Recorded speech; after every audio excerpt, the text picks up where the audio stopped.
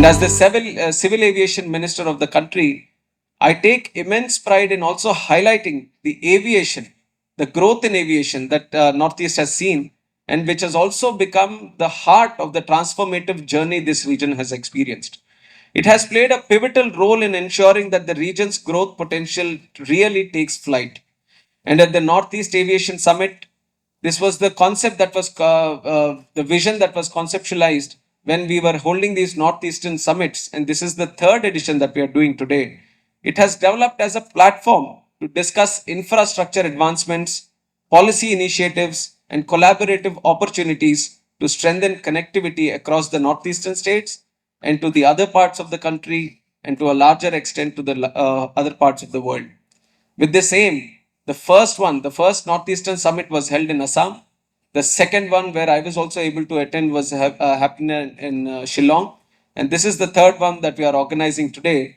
And along with the Northeastern Summit, we have brought in a new idea where we are having the regional conferences also.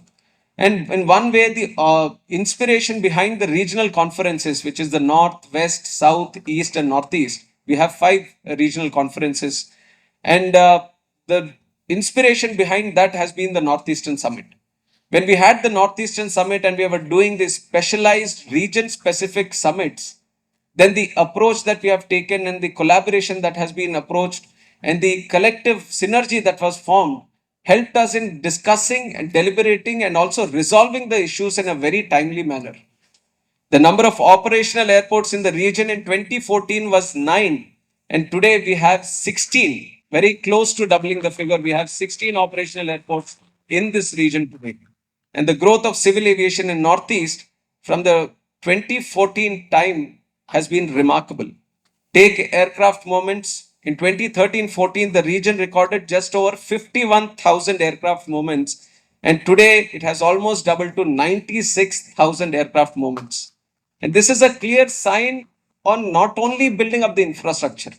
When we talk about improving the airports from 9 to 16, we are talking about pushing in money, building the capex, and building the infrastructure. But look at how the demand has also been there. Various airports that we can create.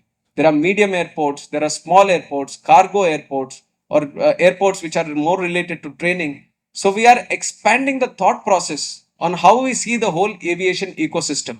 So this is going to benefit much of the local aviation prospects that we are going to see in the future. Look at all the airports that we are building today across the country. Any airport that you go, it is showcasing the local culture, the art forms, the historic history of that region, by various the architecture, the art that is being installed in the airports, and likewise in the Holongi airport also you will see that much of what is discussed or seen or experienced around the state of Arunachal Pradesh is being depicted there. It has come out in a nice lotus form.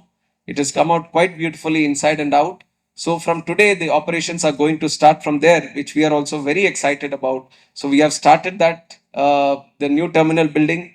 And in part of the new terminal building, we have also had the inauguration of UDAN Yatri Cafe.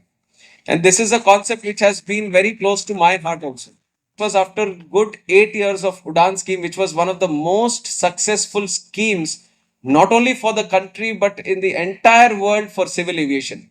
And this has been the brainchild of our Honorable Prime Minister Shri Narendra Modi ji. And just like I said, the UDAN scheme, we have talked about how successful it has been in the 8 years. But when it was started with the vision that we are going to do this for 10 years. Now the ending of that UDAN scheme was coming. Now considering the success of the UDAN scheme, we have made a proposal to the finance department that we have to see an extension of this. This has been the biggest catalyzer for improving the regional connectivity, and the Ministry of Finance, with the blessings of the Honorable Prime Minister, have agreed to it. And now we are going to have a modified UDAN scheme extended for 10 more years in the coming future, which is a great assurance. The UDAN scheme itself is a great assurance for the civil aviation ecosystem, especially for the states, and also a lot of the smaller aircraft operators, airline operators, that some of them I see here also. it is a huge benefit to all of them for their sustainable operations and to increase their fleet in the future.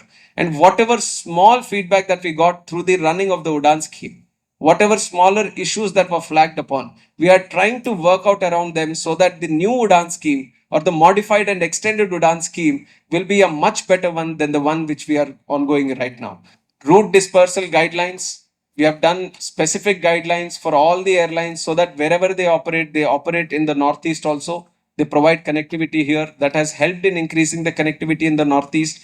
And also we are looking at in terms of states, when they propose new greenfield airports, there was a system that whenever they ask for feasibility study that can we have an airport here, this is a study that the Airport Authority of India conducts from their side. There was a point where they had to pay money for the government of India, especially AI, to get this done. But we want on one side, we want to increase the states. On one side, we want more and more airports to come. If you look at the target that we have, I've set a personal target that in these 5 years, we have to build 50 airports. I think the count is 8 now, and we have a lot more to do in the coming 4 years. And then by Viksit Bharat 2047, we see India operating with a capacity of more than 350 airports. That is the vision with which we are going to do.